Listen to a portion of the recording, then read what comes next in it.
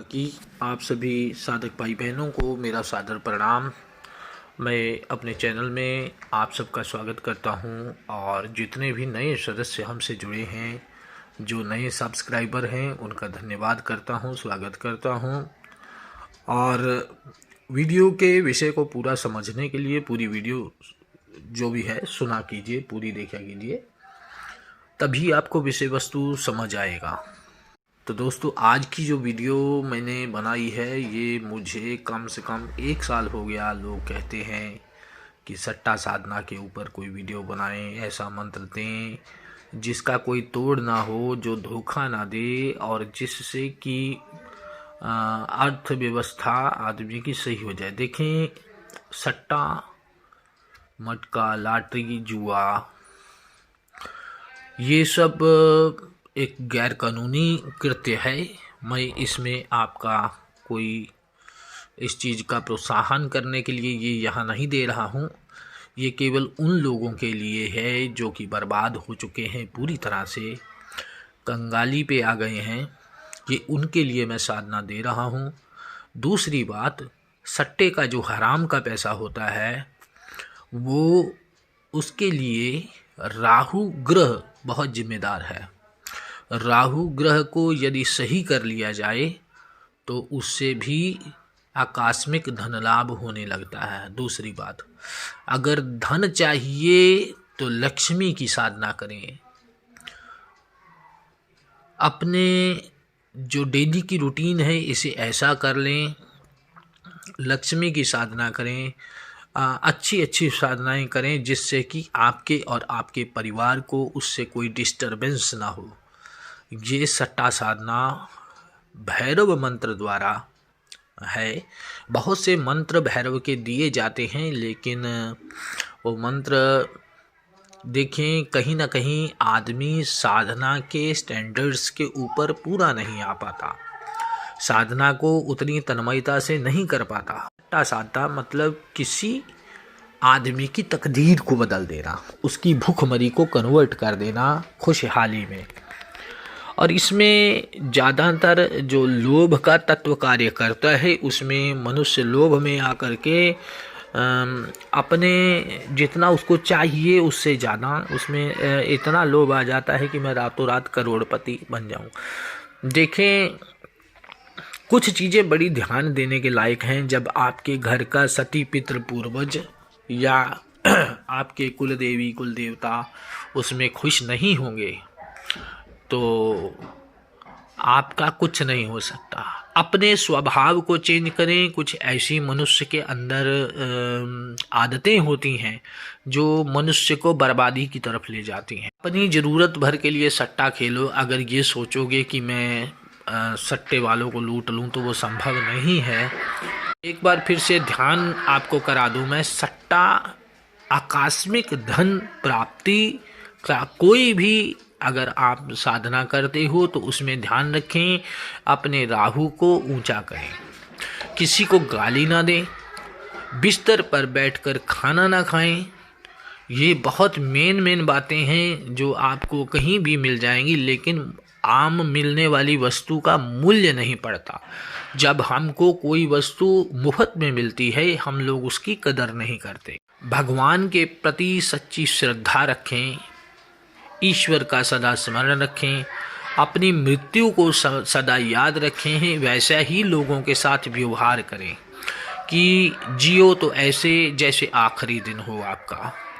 छिटपुट और मसाणिक और या छोटी छोटी साधनाएं करके जीवन को सुखी बनाया जा सकता है, लेकिन उन असूलों को भी निभाना पड़ता है जो बहुत ज़्यादा आवश्यक होते हैं। अपने राहु को सही करने के लिए कुत्तों की सेवा करें और पक्षियों को चारा वगैरह डालें, सतनाजा अपने ऊपर से उतार के डालें, शनि ग्रह के उपाय करें, बृहस्पति के उपाय करें। इससे जो है कि आपका जो राहु ग्रह है वो सही हो जाए। मंगल ग्रह जो है, भौम मंगल ग्रह का भी आपके कर्जे ऋण से बहुत ज़्यादा सीधा संबंध होता है। जिसका मंगल नीच हो जाए या कर्जे में दब जाए, मंगल को शांत करने के लिए आप भगवान महावीर हनुमान के व्रत धारण करें और अपने किसी अच्छे ज्योतिषी से मिल करके इनके उपाय करें। देखें, ग्रहों का मनुष्य के जीवन के ऊपर बहुत ज़्यादा प्रभाव होता है। ये इस कारण होता है, जो ईश्वर हमें दंड देते हैं या किसी तरह का हमने कोई पूर्व में अपराध किया है, तो उस अपराध के लिए हमें ईश्वर जो दंड देते हैं तो ग्रहों के अंतर्गत ही दिया जाता है। जैसे मनुष्य के पूर्व के कर्म होते हैं वैसा उसको दंड मिलता है। अहंकार और व्यभिचार से दूर रह करके आप यदि किसी भी साधना को करोगे तो जरूर सफल होगी। गुरु का आशीर्वाद एक अमृत तुल्य होता है। गुरु का आशीर्वाद आपकी साधना में इस प्रकार है, जैसे साधना एक मृत शरीर है और गुरु का आशीर्वाद उसकी आत्मा, तो आत्मा के बिना शरीर बेकार है। वैसे ही गुरु की कृपा के बिना आपके तंत्र मंत्र यंत्र और जितने भी आप करते हैं या कोई भी प्रयोग करते हैं, कोई साधना करते हैं, वो आपकी प्राणहीन है। प्राण कहाँ से आएगा? साधना को शव समझें और गुरु कृपा को उसकी आत्मा।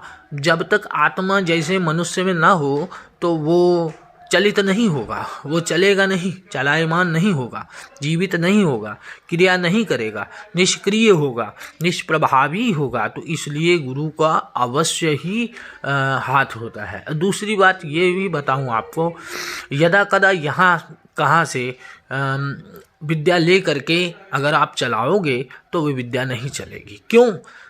जिससे आप पाठ लिए हो या कहीं बुक से उठाए हो तो उसमें गुरु का आशीर्वाद सम्मिलित नहीं होता।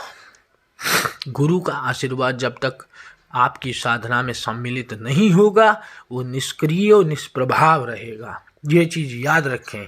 हमने भी कभी गुरु बनाए थे, उनकी सेवा सत्कार किया, तो उनके आशीर्वाद से ही हम लोग चल रहे हैं। बिना गुरु के आशीर्वाद के कोई नहीं चलता। जब भी गुरु से कोई मंत्र लें, कोई विधि लें, कोई भी साधना लें तो उसका जो सुयोग्य मानतान है वो दे करके निपटा दें, ताकि आपके कार्य में बाधा खड़ी ना हो। क्यों? कई बार ऐसा होता है कि गुरु तो आशीर्वाद दे देता है लेकिन उसकी जो शक्तियाँ होती हैं वो आपको आशीर्वाद नहीं देती। वो शक्तियाँ तब आपके साथ चलेंगी जब उनका मानतान उनको मिलेगा। चलें बात करें, ये साधना जो है पूरे 40 दिन की है और आपको ब्रह्मचर्य का पूर्णतः पालन करना है।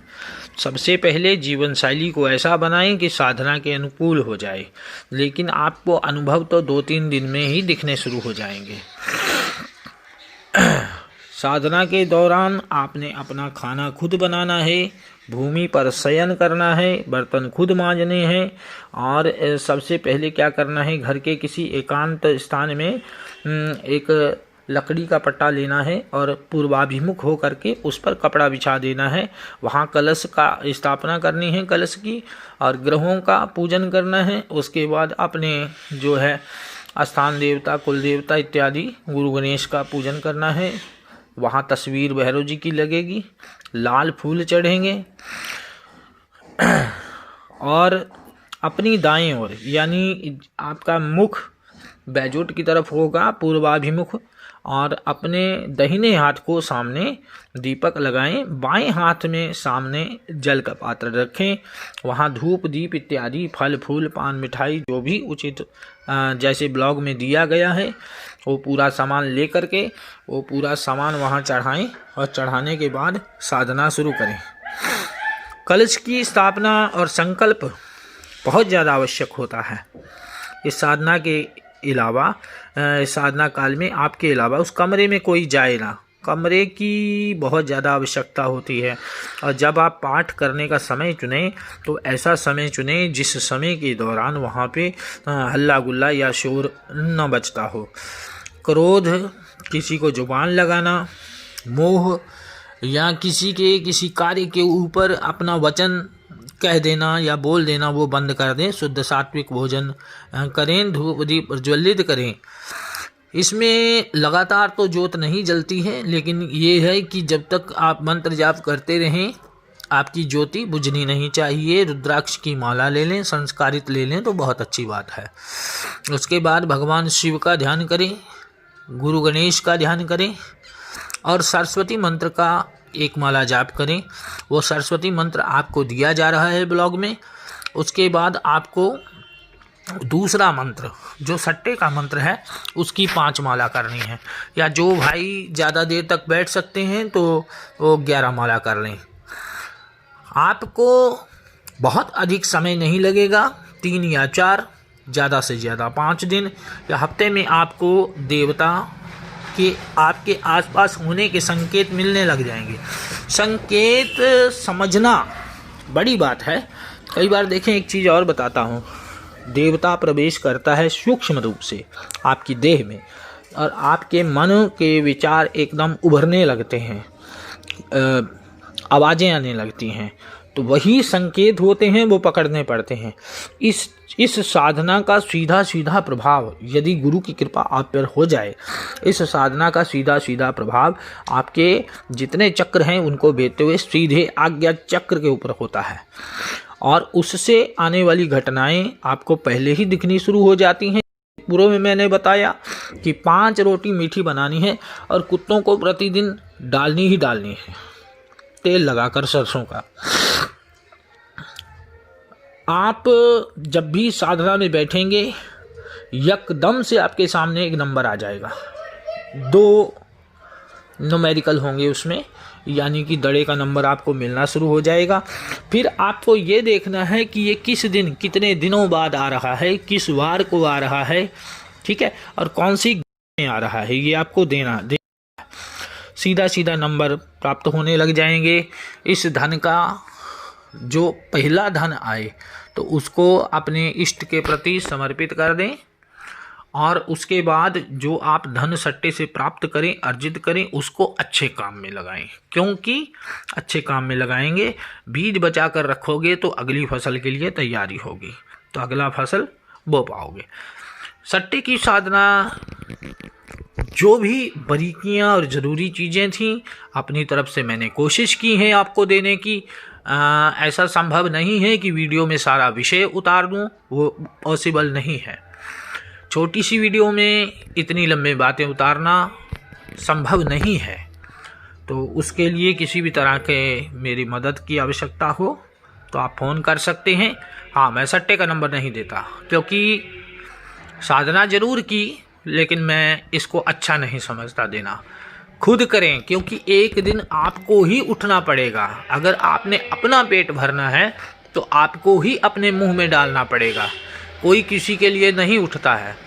हम लोग हैं मार्गदर्शन करने वाले, जितना कर सकते हैं उतना करेंगे, लेकिन आपको ही चलना है, आपको ही उठना है, आपको ही परिश्रम करना है, आपको ही फल की प्राप्ति होगी। ऐसा मेरा भगवान से प्रार्थना है कि आपके जो मन अभीष्ट हैं वो पूरे हों, लेकिन किसी जनमानस को हानि ना पहुंचाएं, गाली ना बकें, किसी को बुरा ना कहें, और बहुत सारी साधनाएं लाने के लिए मैं आपके लिए तत्पर हूं। साधना ब्लॉग स्पॉट में दे दी गई है, उसका लिंक आपको डिटेल बॉक्स में मिल जाएगा। तब तक के लिए नमस्कार, प्रणाम, जय जय सीताराम, जय जय सीताराम।